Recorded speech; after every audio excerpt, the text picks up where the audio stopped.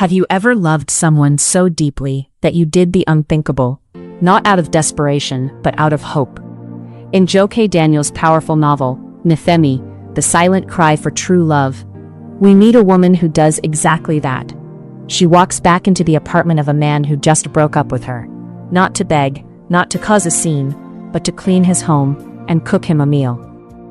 Today, we're unpacking this extraordinary excerpt and the raw, uncomfortable, deeply human lessons it holds about love, self-worth, and the things we do when our hearts refuse to let go.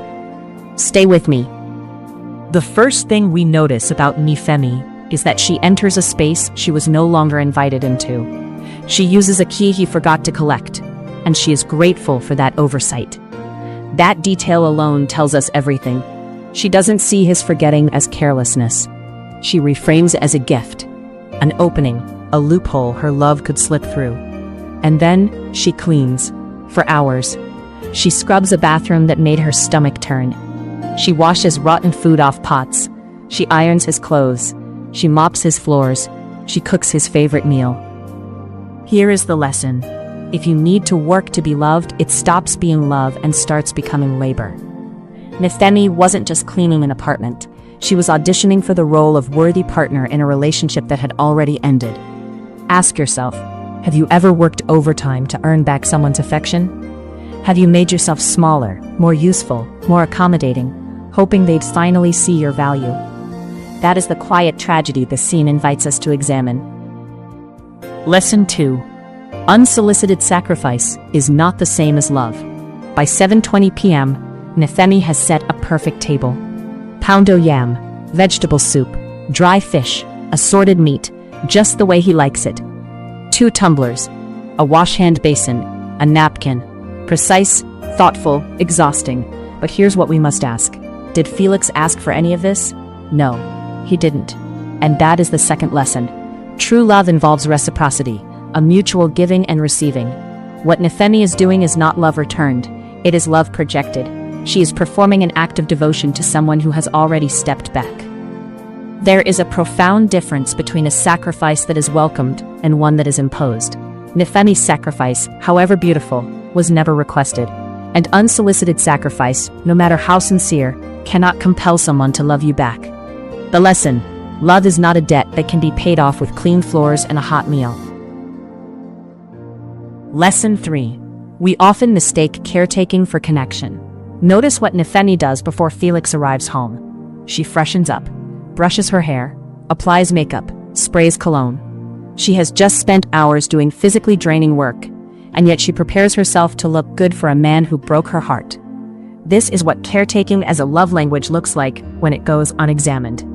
She equates doing with deserving, as if I clean enough, cook well enough, look good enough, then he will stay. But connection is not built through performance. It is built through presence, honesty, and mutual vulnerability. Felix doesn't need a housekeeper. Nifemi needs to be seen.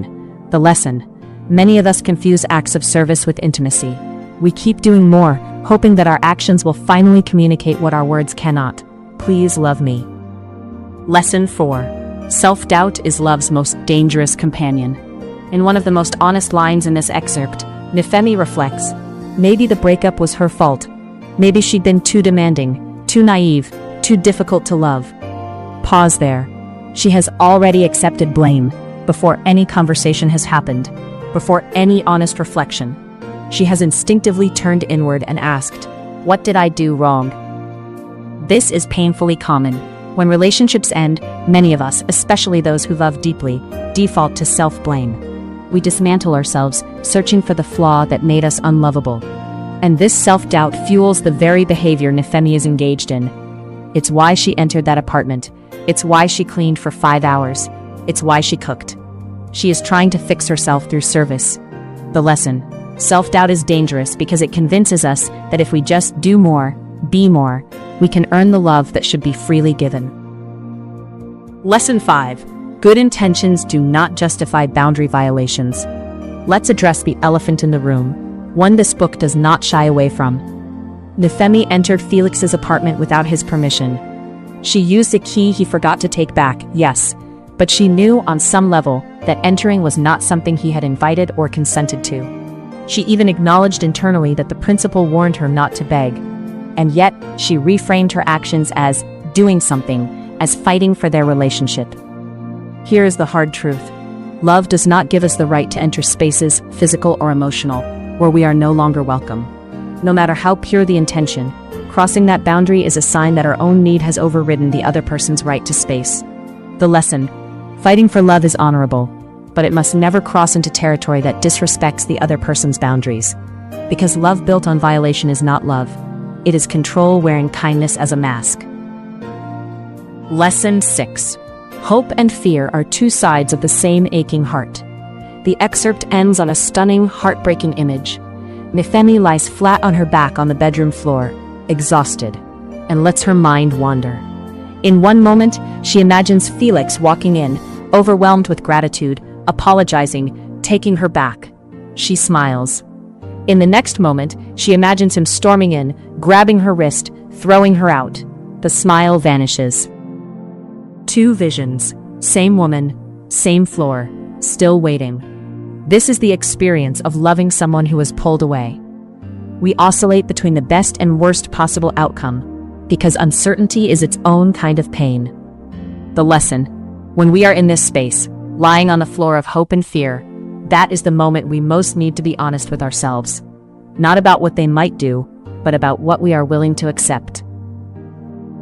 Lesson 7. You cannot clean your way into someone's heart. Step back and look at what Nifemi has done. She has transformed a neglected, rancid apartment into a spotless, fragrant home. She has cooked a meal fit for a celebration. She has set the table with care and precision. She has freshened up and made herself beautiful.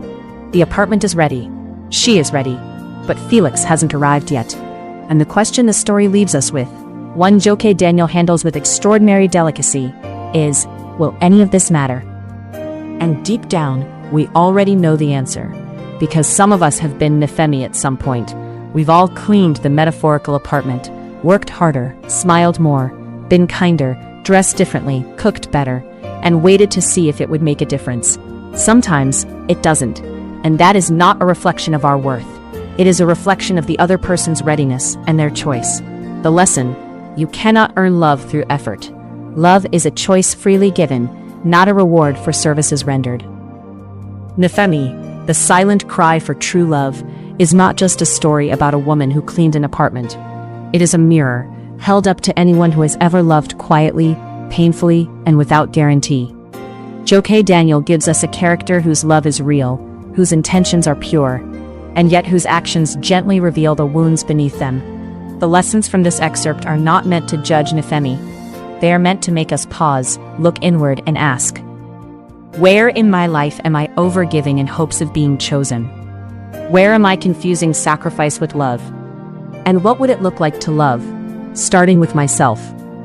If this resonated with you, I encourage you to read Nifemi by Joke Daniel. It's available on Solar and Amazon. Remember to like, comment, and share this video with someone who needs to hear it.